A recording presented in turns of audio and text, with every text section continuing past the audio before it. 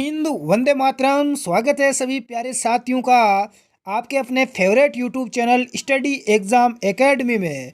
आज की इस क्लास में विद्यार्थियों की लंबे टाइम से जो मांग थी कि शायद जनरल साइंस की क्लास लेकर आओ ताकि हमारे राजस्थान पुलिस कांस्टेबल में काम आ जाए और इसके साथ में जो ग्राम विकास अधिकारी का एग्जाम है उसमें भी हमारे काम आ जाए। तो सभी साथी इस क्लास को पूरा ज़रूर देखें। नए हो तो चैनल को कर लें सब्सक्राइब ताकि इसी प्रकार की रेगुलर क्लास आपको मिलती रहे। बिल्कुल, पहला प्रश्न आपके सामने स्क्रीन पर है। जनरल साइंस के इस क्लास में हम टॉप 105% यानी 100 से भी अधिक हम परसेंट इस क्लास में हम कवर करेंगे। बिल्कुल, पहला प्रश्न है कि न्यूटन किस पद्धति में बल की इकाई है। आप सभी को पता है कि बल का जो मात्रक होता है, इकाई है, वो है न्यूटन। तो किस पद्धति में है? फिजिक्स में अलग अलग यहाँ पर है, CGS, MKS, EPS या ये सभी। तो इसका राइट आंसर हो जाएगा MKS भी। यदि आपने आंसर चुना है तो बिल्कुल आपका यहाँ पर राइट आंसर होगा। बिल्कुल, अगले प्रश्न की ओर बढ़ते हैं। सेकंड प्रश्न आपके सामने है, विशिष्ट ऊष्मा की इकाई क्या है? जूल प्रति किलोग्राम या जूल प्रति किलोग्राम डिग्री सेल्सियस। तो बिल्कुल ए यहाँ पर आपका राइट आंसर हो जाएगा। जूल प्रति किलोग्राम विशिष्ट ऊष्मा की इकाई है। नेक्स्ट अगला प्रश्न देखें, शक्ति का मात्रक क्या है? शक्ति का मात्रक क्या होता है? किलोवाट घंटा, जूल, डाइन या किलोवाट। तो शक्ति का मात्रक होता है किलोवाट। यदि आपने आंसर डी चुना है तो बिल्कुल आपका राइट आंसर होगा। इसकी PDF फाइल हमारे टेलीग्राम ग्रुप में मिल जाएगी जिसका लिंक डिस्क्रिप्शन बॉक्स में दिया हुआ है। प्रश्न संख्या 4, निम्न में से बल का मात्रक नहीं है। बल का मात्रक नहीं है पाउंडल, डाइन, जूल या न्यूटन। तो इसका राइट आंसर क्या हो जाएगा? देखो, बल का मात्रक हमने अभी बात की न्यूटन। न्यूटन बल का मात्रक बिल्कुल किस पद्धति में है, किस इकाई में है? तो MKS पद्धति में, इकाई में है। इसके अलावा डाइन, डाइन भी किसका मात्रक है? अरे बल का ही है। पाउंडल, पाउंड भी किसका है?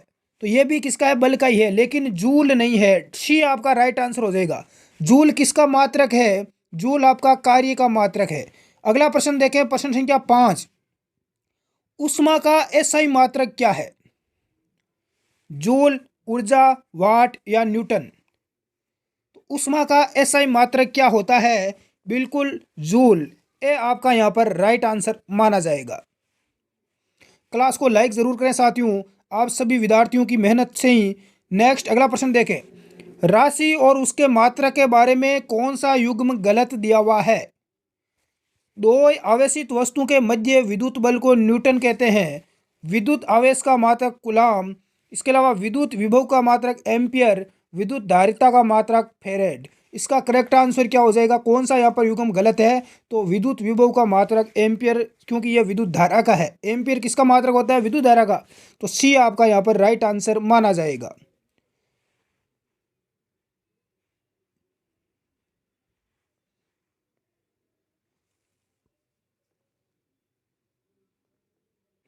अगला प्रश्न देखें, ताप का SI मात्रक क्या है?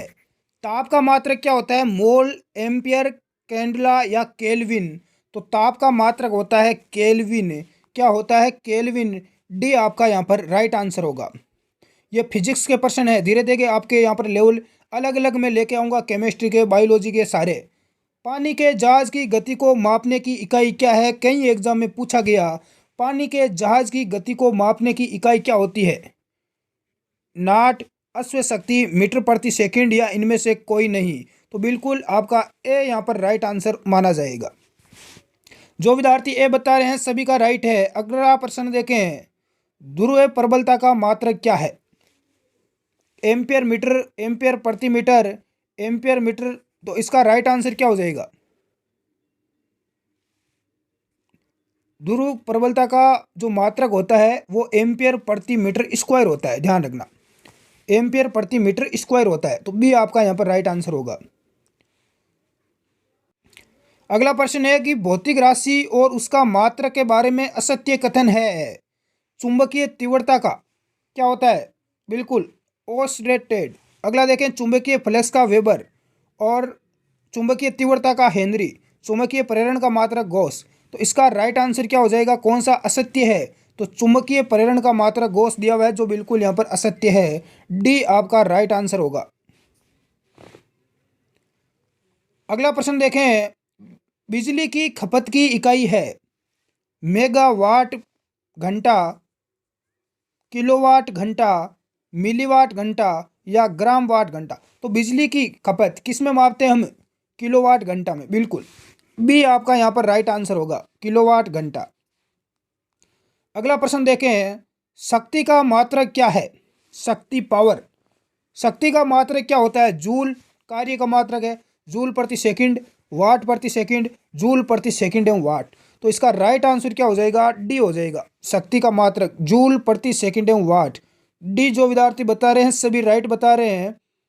बिल्कुल छोटी सी क्लास है, लेकिन प्रश्न देखें आप कितने ज़्यादा इसमें कवर करेंगे हम। विद्युत क्षेत्र की तीव्रता का मात्रक क्या है? न्यूटन प्रति कूलाम, वोल्ट मीटर, जूल प्रति कूलाम, न्यूटन मीटर।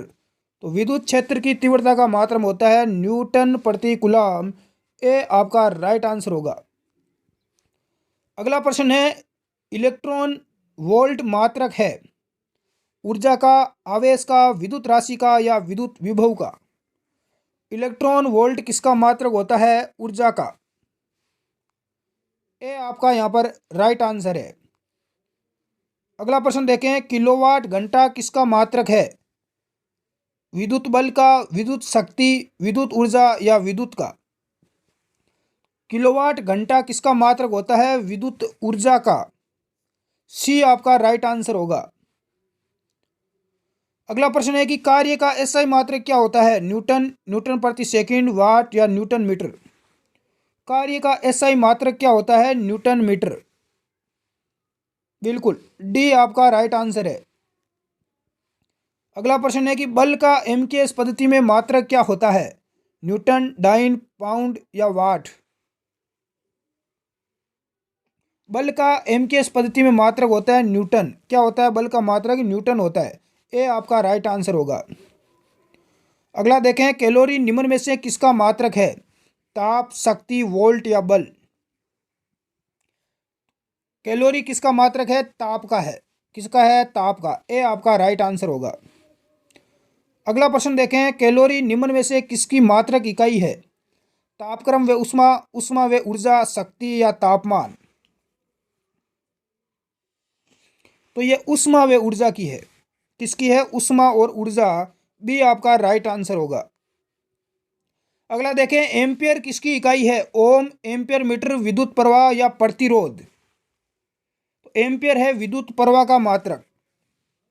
किसका है? विद्युत प्रवाह। सी आपका यहाँ पर राइट आंसर होगा। नेक्स्ट, प्रतिरोध की इकाई क्या है? ओम, वोल्ट, एम्पियर या इनमें से कोई नहीं? तो प्रतिरोध की इकाई है ओम। क्या है? ओम। बिल्कुल ए आपका यहाँ पर राइट आंसर होगा। अगला प्रश्न है कि विशिष्ट प्रतिरोध का मात्रक क्या होता है? विशिष्ट प्रतिरोध का जो मात्रक होता है वो होता है ओम इंटू मीटर।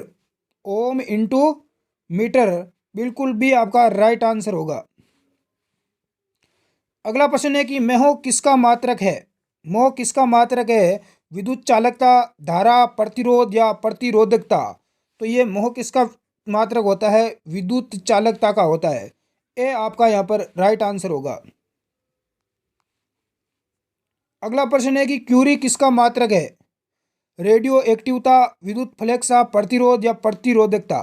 तो क्यूरी आपका मात्रक होता है रेडियो एक्टिवता का। यह भी कई बार एग्जाम में पूछा जाता है। क्यूरी किसका मात्रक है? रेडियो एक्टिवता। ए आपका राइट होगा। अगला प्रश्न है कि मंदन की इकाई क्या है? वर्ग मीटर, मीटर प्रति सेकंड, मीटर सेकंड या सेकंड? तो मंदन की इकाई क्या होती है? मीटर प्रति सेकंड स्क्वायर। क्या है? मीटर प्रति सेकंड स्क्वायर। भी आप इसका ध्यान रखना। नेक्स्ट, अगला प्रश्न है कि विद्युत धारा की इकाई है। विद्युत धारा की इकाई होती है कूलाम प्रति सेकंड। क्या होती है? कूलाम प्रति सेकंड। ए यहाँ पर आपका राइट आंसर होगा। अगला प्रश्न है, न्यूटन के पहले नियम को क्या नियम कहते हैं? न्यूटन के पहले नियम को जड़त्व का नियम, संवेग, आवेग या इनमें से कोई नहीं? तो न्यूटन के पहले नियम को जड़त्व का नियम कहा जाता है। ए आपका राइट आंसर होगा। रुक करते हैं अगले प्रश्न की ओर। अगला प्रश्न है, यदि किसी गैस को अचानक संपीड़ित किया जाए तो उसके तापमान पर क्या असर होगा? किसी गैस को अचानक संपीड़ित किया जाए तो उसका तापमान घट जाएगा। क्या होगा? घट जाएगा। बी आपका राइट आंसर होगा। अगला देखें, निम्न में से कौन सा एक सदिश मात्रा है? कौन सी एक सदिश और अदिश, दो राशियां होती है फिजिक्स में, सदिश और अदिश, दोनों को आप याद कर लेना, कौन सी सदिश है कौन सी अदिश है। गति, समय, दूरी या वेग। तो सदिश इसमें से वेग है। क्या है? वेग, संवेग, ये सभी क्या है? सदिश होते हैं। डी आपका राइट आंसर होगा। बाकी गति, समय, दूरी ये क्या है? ये सभी अदिश है। नेक्स्ट, अगला प्रश्न है कि निम्न में से सदिश राशि कौन सी है? समय, संवेग, आयतन या घनत्व। तो सदिश राशि कौन सी है इनमें से? बिल्कुल संवेग। बी आपका यहाँ पर राइट आंसर हो जाएगा। वेग, संवेग ये सभी क्या है? सदिश राशियां हैं। नेक्स्ट है, निम्न में से बल का मात्रक कौन सा नहीं है? बल का मात्रक कौन सा नहीं है?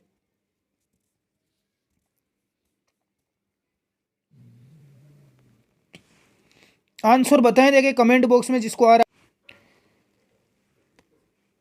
तो इसका राइट आंसर आपका सी हो जाएगा, जूल। जूल बल का मात्रक नहीं है, बल्कि पाउंड, डाइन, न्यूटन ये सभी बल के मात्रक है।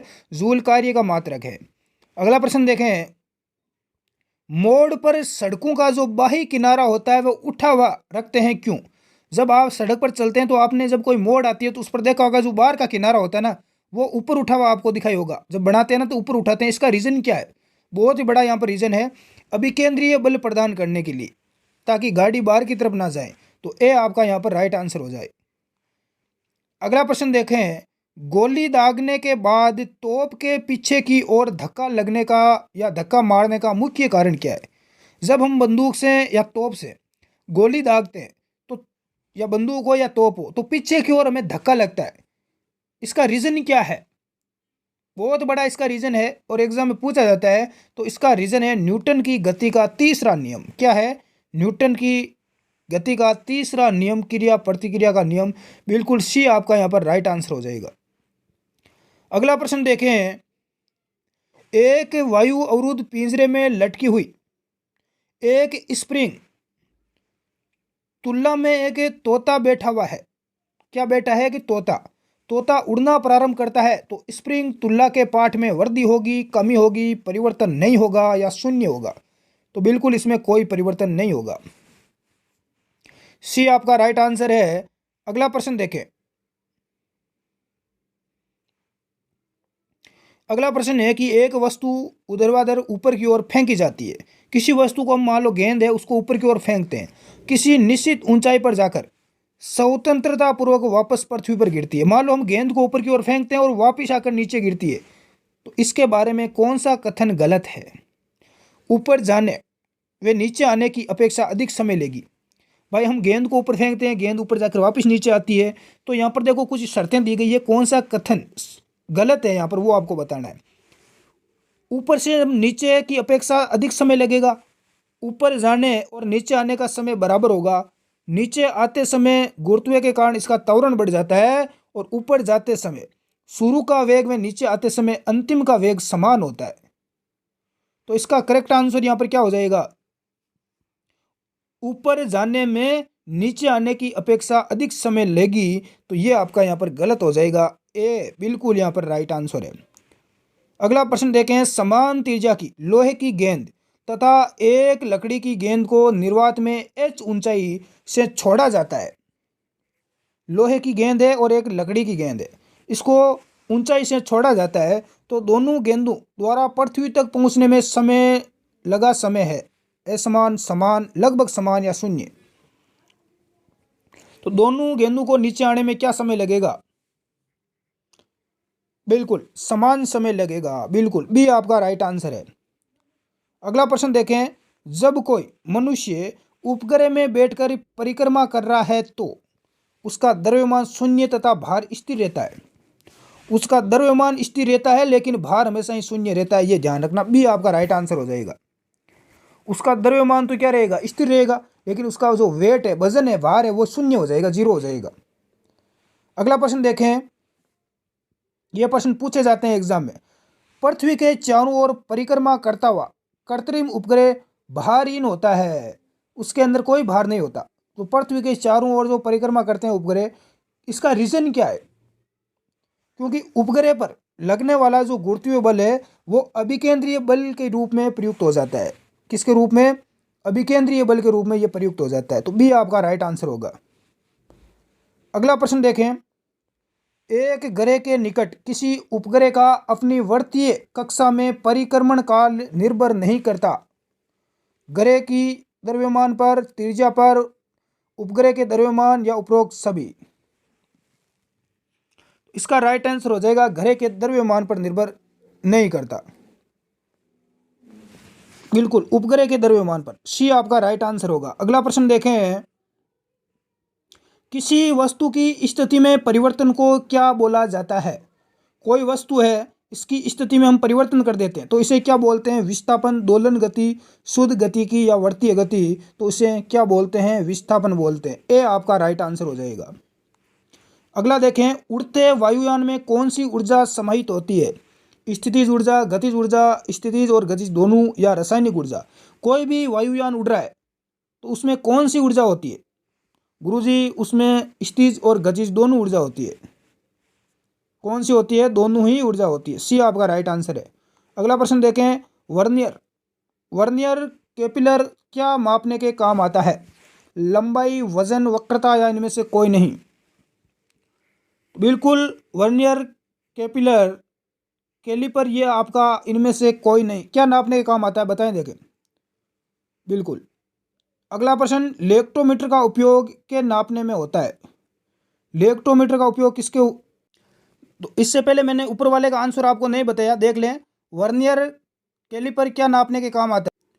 तो बिल्कुल ये लंबाई, बिल्कुल लंबाई, चौड़ाई, ऊंचाई नापने के काम में लिया जाता है। ए आपका राइट आंसर हो जाएगा। स्केल की तरह ही होता है ये। अगला प्रश्न देखें, लेक्टोमीटर का उपयोग निम्न में से नापने में होता है? लेक्टोमीटर से क्या नापते हैं?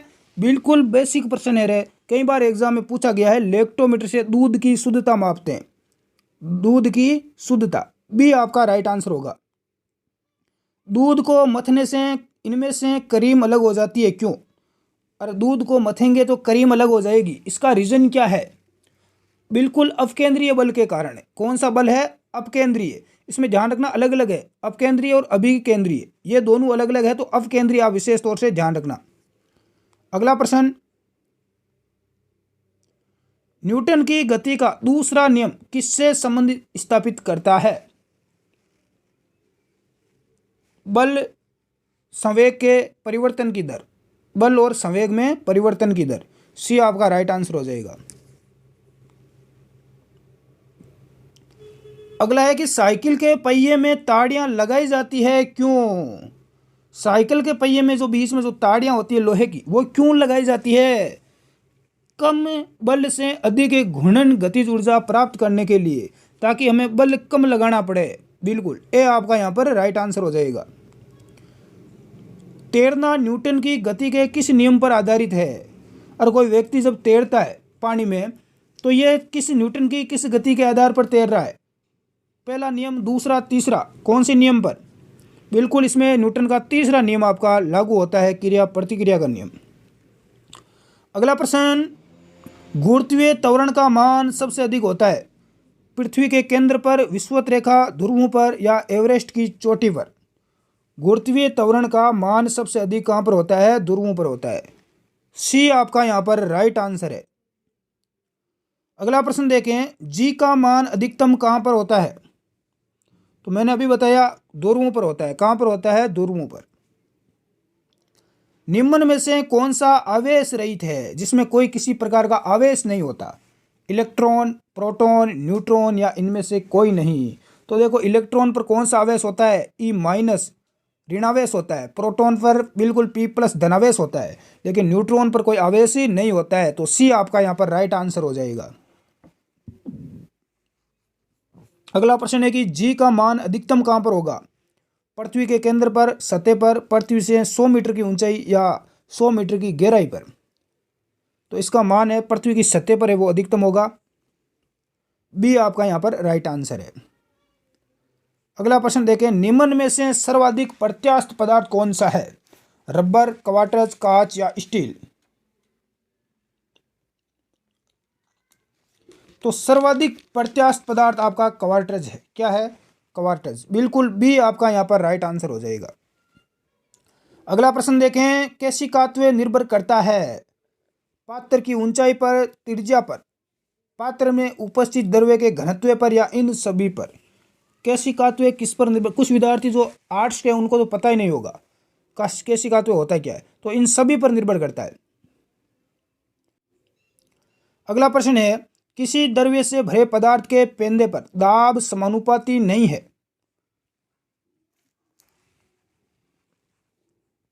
बिल्कुल पेंदे के क्षेत्रफल के, किसके नहीं है? पेंदे के क्षेत्रफल पर किसी पात्र के पेंदे पर दाब समानुपाती नहीं होता है। अगला प्रश्न देखें, वर्षा की बूंदों का गोल होना निम्न में से किस कारण से होता है? ये बहुत ही अच्छा प्रश्न है और कई बार एग्जाम में पूछा गया है। जो वर्षा की अपनी बूंदें होती है वो गोल होती है, तो इस गोल होने का रीजन क्या है? समझ रहे हो ना आप? गोल होने का रीजन क्या है? बिल्कुल पृष्ठ तनाव के कारण। किसके कारण? पृष्ठ तनाव के कारण। ये आपका राइट आंसर हो जाएगा। कई बार एग्जाम में पूछा गया प्रश्न है दोस्तों। अगला देखें, पानी में डूबी हुई बाल्टी हल्की प्रतीत होती है। और जब हम पानी निकालते हैं, मान लो हौज से हैं, तो उसमें हम बाल्टी डालते हैं, जब तक वो बाल्टी पानी के अंदर रहती है, लेकिन भरी हुई है और पानी के अंदर है, तो जब तक अंदर रहेगी तब तक बिल्कुल वो हल्की होगी। इसका रीज़न क्या है? कि पानी का जो उत्प्लावन बल है, कौन सा? उत्प्लाव बल, यानी उछाल बल, इसका भार है वो कम कर देता है। ये आपका राइट आंसर हो जाएगा। पानी का उत्प्लाव बल, इसका भार है वो कम कर देता है। ये आपका राइट आंसर हो जाएगा। अगला प्रश्न देखें, एक लोहे की कील पानी में डूब जाती है। अरे जब लोहे की कील को पानी में डालते हैं या पत्थर को डाल दो, वो पानी में डूब जाता है, जबकि डूब जाती है पर पारे में तैरती है, पारे के अंदर वो तैरती है। इसका रीजन क्या है? या आप इसका आंसर कुछ भी निकालो। जैसे पानी की एक, जैसे कोई सिक्का है, अरे 5 रुपए का एक सिक्का है, उसको पानी में डालते हैं या समुद्र में हम फेंक देते हैं तो वो डूब जाता है। लेकिन एक इतनी बड़ी जो जहाज होती है, अरे जो लोहे की भी बनी होती है, लकड़ी की भी बनी होती है, लेकिन वो पानी में नहीं डूबती है। इसका कारण क्या है? इसका कारण है वो है घनत्व। क्या है? घनत्व। तो इसमें आंसर क्या हो जाएगा? लोहे की कील पानी में डूब जाती है लेकिन पारे में तैरती है, क्योंकि पारे का घनत्व होता है वो लोहे से अधिक होता है। पारे का घनत्व है वो अधिक होता है लोहे से। अगला प्रश्न, अगला प्रश्न है कि निर्वात में साइपन कार्य करता है नहीं करता है? तो बिल्कुल इसमें कार्य नहीं करता है। बी आपका राइट आंसर हो जाएगा। अगला प्रश्न है, एनिराइड बैरोमीटर में प्रयोग किया जाता है पारा, एल्कोहल, पानी या कोई द्रव्य नहीं? तो बैरोमीटर में कौन सा, किसका प्रयोग किया जाता है? बिल्कुल पारा। ये आपका राइट आंसर हो जाएगा। अगला प्रश्न देखें, हाइड्रोक्लोरिक प्रेस, कौन सी? हाइड्रोलिक प्रेस निम्न में से किस सिद्धांत पर कार्य करती है? हाइड्रोलिक जो प्रेस होती है वो पास्कल के नियम पर कार्य करती है। बी आपका राइट आंसर होगा। अगला प्रश्न है कि हुक का नियम संबंध स्थापित करता है? तो हुक का नियम है वो प्रतिबल व विकृति में संबंध स्थापित करता है। ये आपका राइट आंसर होगा। आज फिजिक्स के प्रश्न लेके आए हैं, कल मैं साइंस बायो के लेके आऊँगा। वायुमंडलीय दाब में अचानक कमी के से संकेत मिलता है। वायुमंडल का दाब अचानक कम हो जाता है, इसका रीज़न क्या है? कि तूफान आएगा। क्या आएगा? आंधी तूफान आएगा। ये आपका राइट आंसर है। बिल्कुल सभी का राइट है। अगला प्रश्न देखें, एक जेट विमान हवा में उड़ता है क्यों?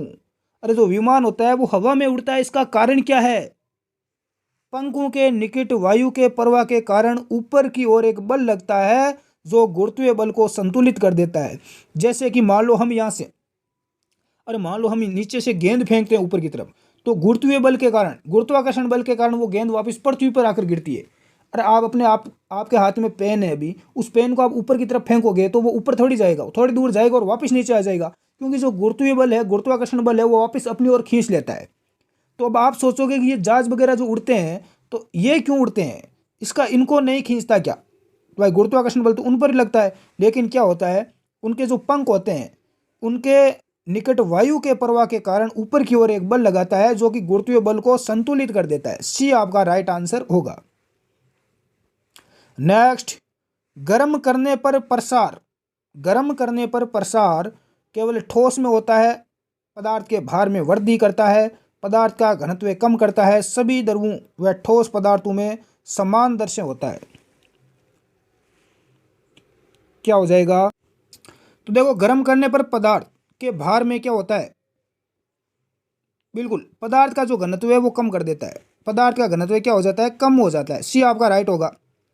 अगला देखें, सोनार नामक यंत्र किस काम में आता है?